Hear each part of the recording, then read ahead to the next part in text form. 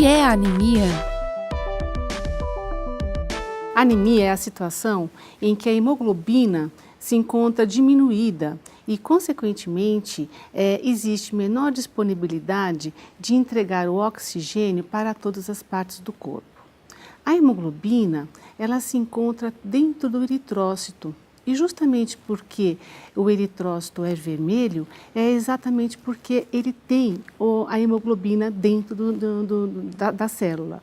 E a hemoglobina é uma grande proteína e no meio dessa proteína encontra-se uma molécula de ferro. E na molécula de ferro é que se liga o oxigênio e o eritrócito, ou glóbulo vermelho, ele vai caminhando por todo o corpo e dessa forma ele entrega o oxigênio para todos os tecidos do corpo. Então, a anemia é a situação em que a hemoglobina, por vários motivos, ela diminui no sangue e, consequentemente, causa uma série de transtornos e de mal-estar que a gente vai explicar adiante. O que pode causar uma anemia? A anemia ela pode ser causada por diversos aspectos e diversas situações em que vão desde uma carência nutricional até um descontrole de algumas doenças como diabetes, como hipertensão arterial, que podem refletir na capacidade da medula óssea em produzir o glóbulo vermelho. Afinal de contas, a medula óssea é a fábrica do sangue. E como uma fábrica do sangue, ela precisa de nutrientes que são equivalentes à matéria-prima para produzir os glóbulos que estão contidos no sangue. Entre esses glóbulos está o eritrócito, ou seja, o glóbulo vermelho. E dentro desse eritrócito é que existe a hemoglobina. E para produzir a hemoglobina, nós precisamos de diversos nutrientes, nós precisamos de proteínas, nós precisamos de sais minerais, entre eles o ferro, que é um metal muito importante para a saúde do nosso organismo, e algumas vitaminas. Então, se existe falta dos nutrientes, falta da matéria-prima, a medula óssea não conseguirá produzir adequadamente os glóbulos vermelhos. Essa é uma causa da anemia. Outra causa da anemia é quando os componentes da própria medula óssea têm alguma dificuldade de produzir. Afinal de contas, eles ocupam aquilo que a gente vê nas indústrias e nas fábricas, que são as máquinas, não é mesmo? Sem as máquinas funcionando adequadamente, a fábrica ou a indústria também não vai produzir adequadamente. Então, quando o maquinário da medula óssea está comprometido, a gente também pode ter anemia. Uma outra situação é termos matéria-prima, termos maquinário, produzirmos o glóbulo vermelho, mas ele é destruído precocemente no sangue periférico. Esta é uma outra causa de anemia importante. Basicamente, a gente tem essas três situações: ou déficit de alguma matéria-prima ou de algum nutriente, algum problema no próprio maquinário da medula óssea, ou produz direito, só que é destruído precocemente. Basicamente são essas três causas que a gente pode simplificar como causas da anemia. Quais são os tipos de anemia? Os tipos de anemias existentes são basicamente o que a gente já referiu. Aqueles tipos associados ao déficit nutricional, né? Aqueles tipos associados a uma dificuldade dentro da medula óssea ou uma dificuldade na hematopoese, que a hematopoese é esse processo de fabricação dos glóbulos do sangue. Se a gente tem alguma dificuldade na hematopoese, é um outro tipo de anemia, ou aquele tipo de anemia em que o eritrócito ou o glóbulo vermelho, ele será destruído ou sequestrado precocemente no sangue periférico. Então, a anemia nutricional ou carencial, que é a anemia muito mais frequente do que qualquer outra anemia. a anemia por déficit da hematopoese e a anemia hemolítica, que também tem bastante, causas bastante diversas, em que o glóbulo vermelho produzido, ele é precocemente destruído. Quais são os sintomas da anemia? Os sintomas da anemia, eles estão todos associados, relacionados com a dificuldade de distribuição do oxigênio no corpo humano. Se a gente considera que a hemoglobina é o grande transportador de oxigênio para os tecidos do corpo, na medida em que a hemoglobina diminui, esta capacidade é comprometida.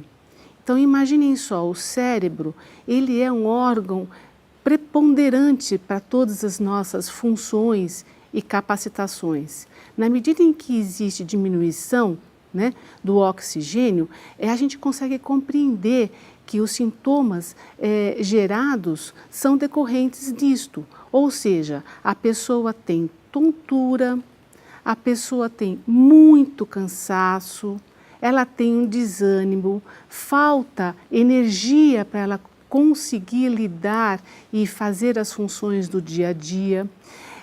Ela pode ter palpitações, taquicardia, falta de ar. O sintoma mais importante, sem dúvida nenhuma, é o cansaço, é a falta de ânimo.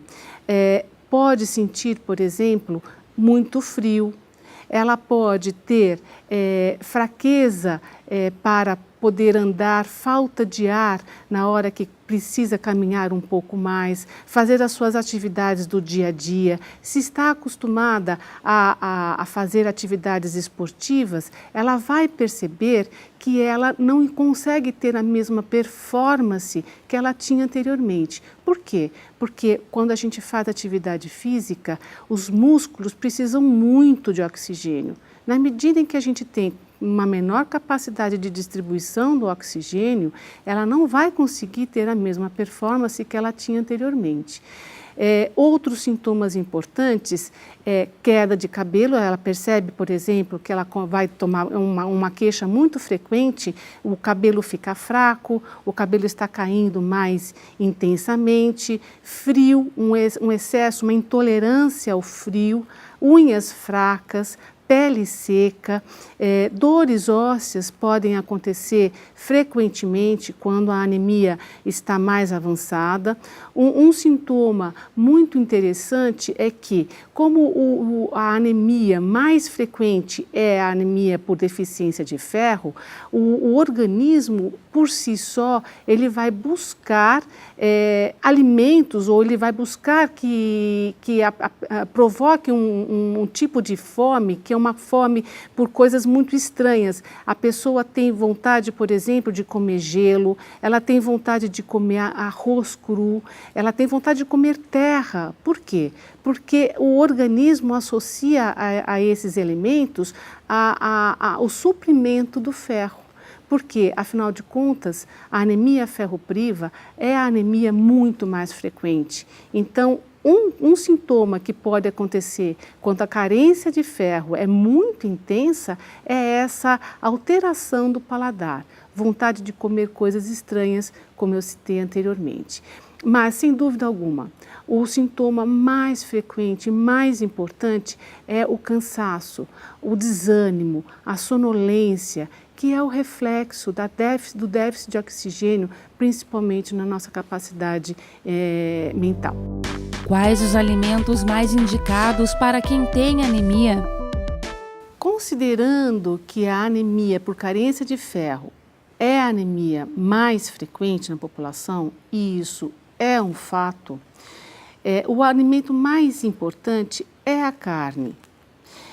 Isto não significa que os outros alimentos, os alimentos vegetais e os leguminosos, não possuam ferro. Possuem. O que ocorre é que nós, seres humanos, estamos programados biologicamente a absorver o ferro da carne muito mais facilmente do que o ferro dos alimentos vegetais. Portanto, quando você considera uma pessoa com anemia, o alimento mais importante é a carne. A carne vermelha é a carne mais rica em ferro, porém o peixe e o frango também possuem ferro e também conseguem suprir a necessidade de ferro, mesmo quando a pessoa tem uma carência desse elemento. Veja, se a gente pensar na nutrição como um elemento importante para a nossa saúde, nós precisamos compor uma alimentação diversificada. Não é também compatível e nem de bom senso orientarmos a pessoa a fazer a sua dieta baseada somente na carne. Por quê? Porque a saúde e o suprimento para a boa saúde, o bom funcionamento do organismo, e isto inclui a medula óssea, pressupõe a composição de uma nutrição com todos os elementos, né? A fibra, o carboidrato, os sais minerais, as vitaminas, a água e também a carne, né? Então, porque a carne é uma fonte de proteínas, de vitaminas e de ferro. Então, a carne é, sem dúvida, sob o meu ponto de vista e sob o ponto de vista médico, o elemento mais importante para quem tem a carência de ferro. Mas, pensando no suprimento da medula óssea como um todo, necessitamos de uma nutrição balanceada, com todos os elementos. A anemia pode atingir qualquer faixa etária? A anemia pode atingir qualquer faixa etária. A anemia ela é muito mais frequente na criança, principalmente até os 2 anos de idade, muito frequente na mulher que ainda tem fluxo menstrual e nas gestantes. Por quê? Porque neste momento, na criança, existe um crescimento, um ritmo de crescimento muito intenso e a criança precisa de um aporte nutricional muito intenso nesse momento.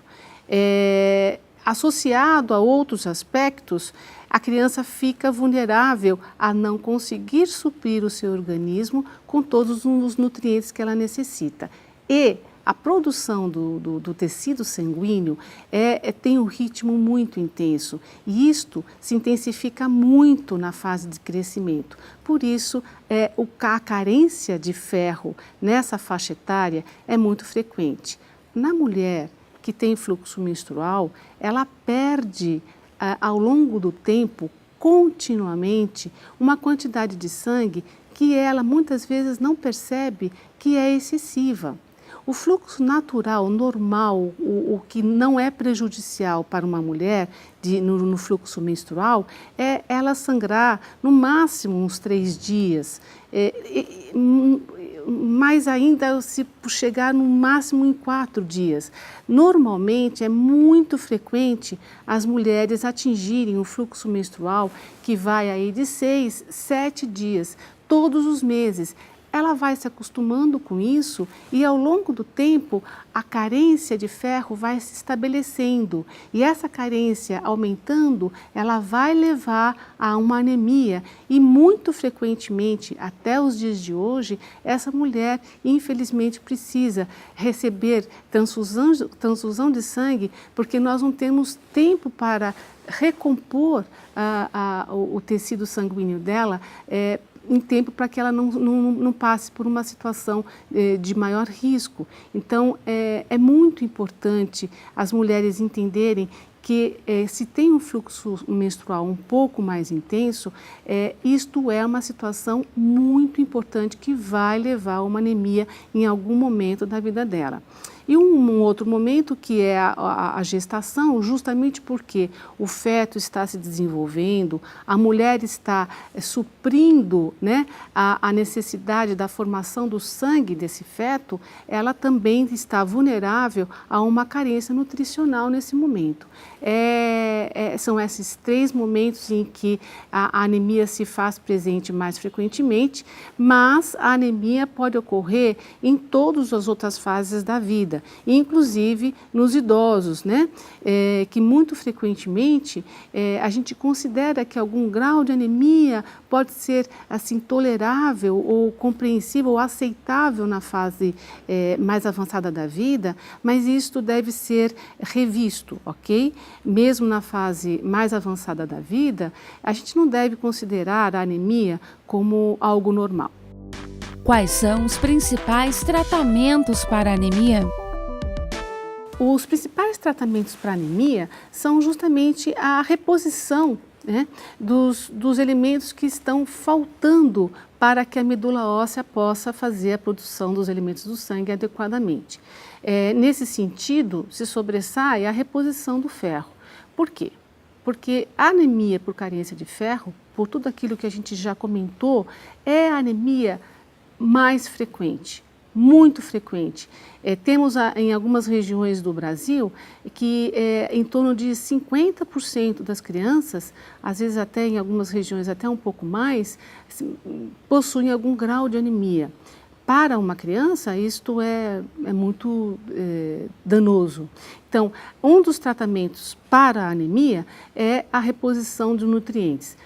Ferro, vitamina B12, ácido fólico, são os 3 elementos mais importantes que levam a um déficit carencial nutricional, né?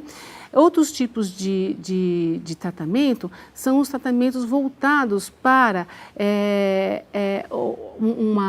uma destruição precoce por um elemento imunológico, às vezes a própria transfusão de sangue é um tratamento aceitável numa fase da anemia.